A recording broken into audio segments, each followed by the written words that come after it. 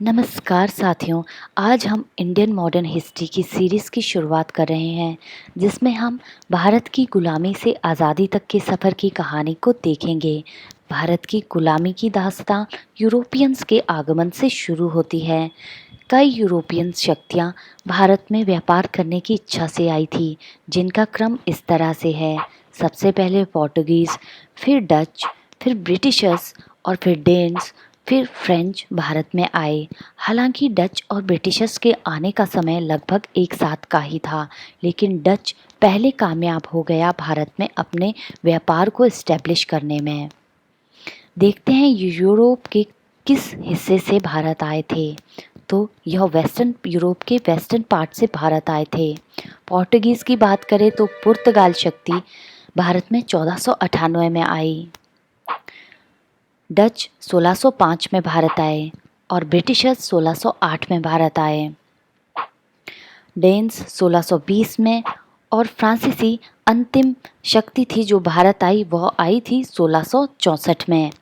अब इनके भारत आने के क्या कारण थे? उस समय ऐसी क्या परिस्थितियां बनी कि भारत की ओर इनका रुझाव बना?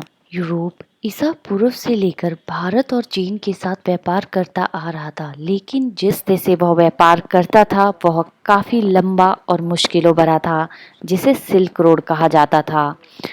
उस रास्ते के माध्यम से अधिकतर व्यापार चीन के सिल्क का होता था।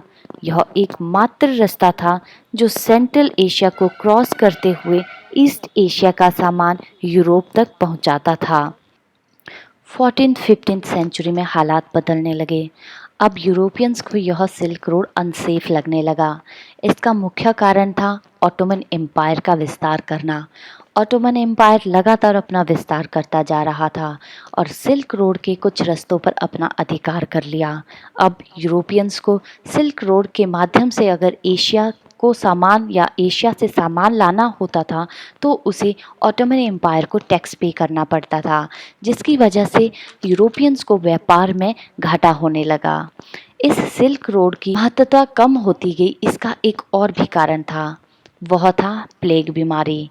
यूरोप में 14th सेंचुरी में ब्लैक डेथ नाम की बीमारी फैल चुकी थी, जिसका मुख्य कारण एक बैक्टीरिया को कहा गया और उस बैक्टीरिया का यूरोप पहुंचने का मुख्य सोर्स इसी सिल्क रोड को माना गया और यूरोपियंस इस सिल्क रोड के माध्यम से सफ़र करने में थोड़े हिचकिचाने लगे। इसका और भी एक कारण था, वह था मिडल एशिया में न्यू पावर्स का उदय होना। अब 15वीं शताब्दी में यूरोप में आर्थिक रूपांतरण हुआ, पूंजीवाद की तरफ कदम बढ़ा और व्यापार में कंपटीशन बढ़ गया। जिसका व्यापार जितना मजबूत होगा वह राज्य उतना ही समृद्ध होगा। उस समय इटली के वेनिस शहर ने व्यापार के साथ लगभग एकाधिकार प्राप्त कर लिया था। अब आसपास के राज्य उस एकाधिकार को तोड़ने के लिए एशिया तक नया मार्ग खोजने लगे, जिस पर सिर्फ उनका प्रभुत्व हो। और अब कई देशों ने भूगोलिक खोजों पर अपना ध्यान दिया, जिनमें पुर्तगाल और स्पेन ऐसे दो देश थे जिन्होंने समुद्री मार्ग को खोजने के लिए सबसे ज़्यादा ध्यान दिया। पुर्तगाल के नाविक राजकुमार हेनरी ने तो अपना पूरा जीवन समुद्री मार्ग को खोजने के लिए लगा दिया। अंततः यूरोपियंस भारत तक पहुंचने का रास्ता ढूंढ लेते हैं। वैसे तो समुद्री मार्गों को खोजने और भूगोलिक खोजों के लिए बहुत लोगों ने कोशिश और जान भी दी, लेकिन हम यहाँ कुछ ही व्यक्तियों की बात करेंगे जिनके नाम पर कुछ उपलब्धियाँ प्राप्त हैं, जैसे कि मार्को पोलो। मार्को पोलो एक वेनेशियन ट्रैवलर, राइटर और खोजी थे, जिन्होंने 1271 से लेकर 1295 तक पूर्व एशिया की यात्रा की थी सिल्क रोड के माध्यम से। अब जब यह यूरोप लौटे तो इन्होंने अपनी यात्राओं के वृत्तांतों में चीन या पूर्व एशिया में बसी धन संपदा समृद्धि के बारे में लिखा और उन कहानियों ने यूरोपियन देशों की पूर्व आने की लालसा को और भी बढ़ा दिया। और अब है बार्थोलोमियो दियाज। बार्थोलोमियो दियाज एक पुर्तगाली नेविगेटर थे, जिन्होंने 1487 में एक कारनामा कर दिखाया और अफ्रीका के अंतिम छोर तक का समुद्री मार्ग ढूंढ निकाला और जिस समुद्री मार्ग के अंत स्थान तक वह पहुंचे उसका नाम दिया गया केप ऑफ गुड होप। और अब है वास्को डिगामा। वास्को डिगामा पुर्तगाली व्यापारी और ट्रेवलर था।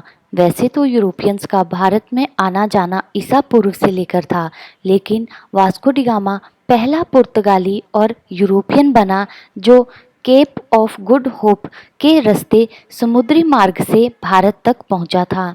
वास्को डिगामा ने मई 1498 को भारत के कलिकट में अपना कदम रखा।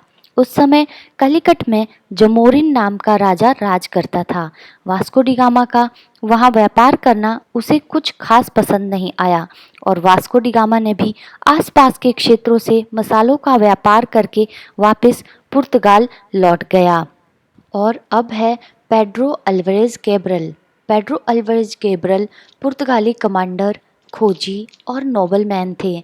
अपनी समुद्री यात्रा के दौरान उन्होंने ब्राज़ील को खोजा था और 1500 ईस्वी में उसे सबसे पहले खोजने का दावा करते हुए उस पर पुर्तगालियों ने अधिकार कर लिया।